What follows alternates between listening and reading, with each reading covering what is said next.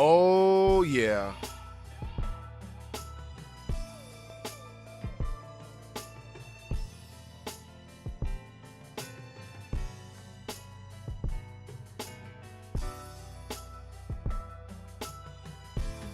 All right, all right, all right, all right, all right, all right. So, uh, there's this amazing book that I am recommending if you are in business, looking to get in business, young entrepreneur, seasoned entrepreneur, if you have a teenager or a young child, someone you know that's looking to get in business, I'm recommending that they read Rich Dad Poor Dad. That was a book that someone recommended to me years ago when I was very early into this entrepreneurship journey.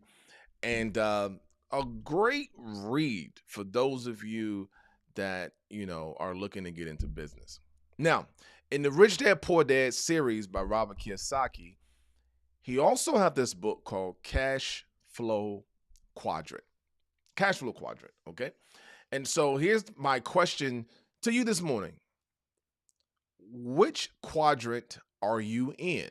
Now, on the left, you have the employee, you have the self employed. So, on the left side of the quadrant, you're going to have the employee, of course, W 2 wage, 1099 wage, right? Um, Somebody who has earned income. The left side is dealing with earned income. So, employee is someone who works for an employer. Pretty simple.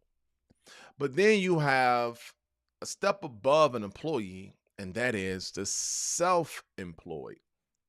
These are individuals that run their own business. They themselves run their own business. This could be a doctor, this could be an attorney that runs his own practice. This could be a truck driver, a contractor, um, a barber salon. Someone has their own salon. The list can goes on and on. And so, in small business, self-employed small businesses make up a mass majority of businesses in America, right? So, if you are self-employed, you are on the left side of the quadrant, even though you're an entrepreneur, right? So I think that's something to be proud of. Even though you are an entrepreneur, the reality is you're still on earned income. You are on this left side because if you don't work, you don't eat. If you don't get into that truck and go and transport those loads, guess what? You don't eat, right? Restaurant owners, if you don't go and work, and for those of you that are working at your establishment, right, you physically, you are the contractor. Maybe you have some people that work with you, but ultimately you are the one that's out there in the field and doing the majority of the work, right? And so the left side, the reason why, and the left side is also the highest tax side, by the way. Now, I'm not here to give you tax or financial advice or legal advice. Let me just give the disclaimer that you should seek out those professionals before you make any investment decision, tax decision, legal decision, right?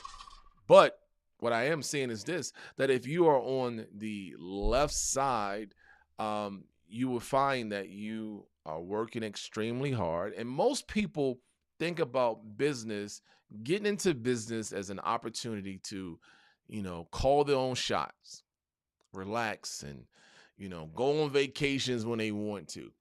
But here's what most self employed business owners would tell you is that, hey, I work crazy hours. I work more hours than when I was employed at such and such, right?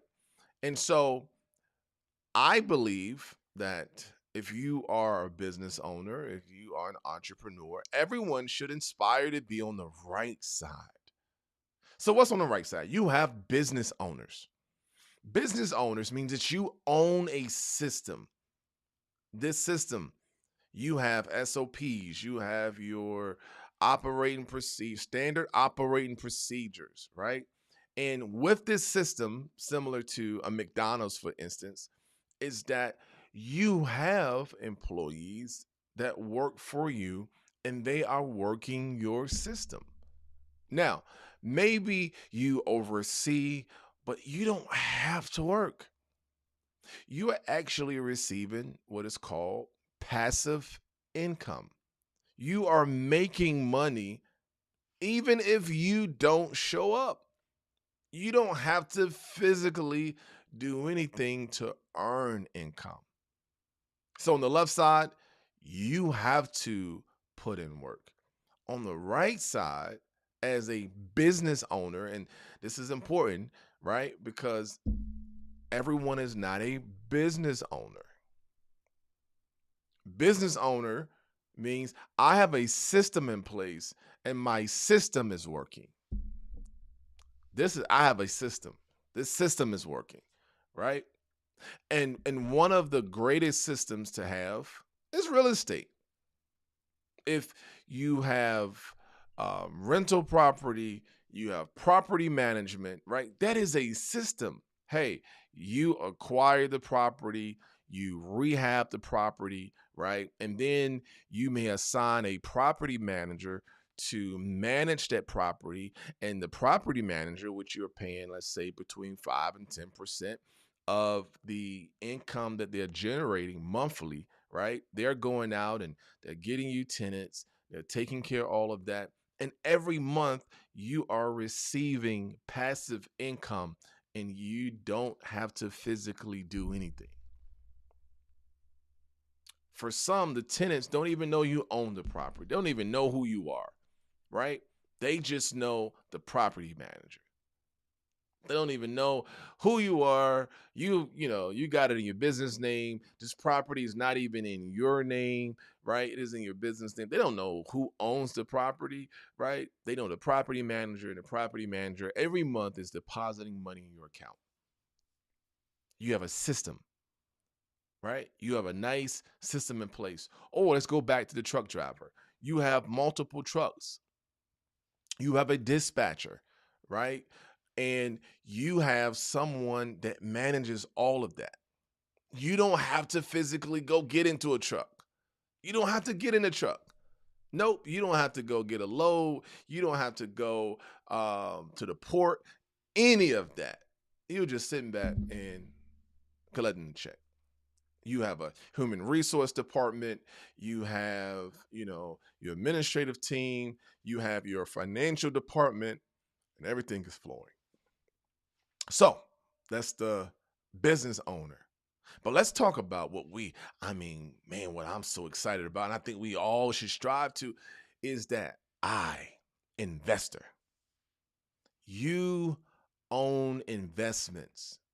And the difference between the B and the I is in the B, you have systems that work for you.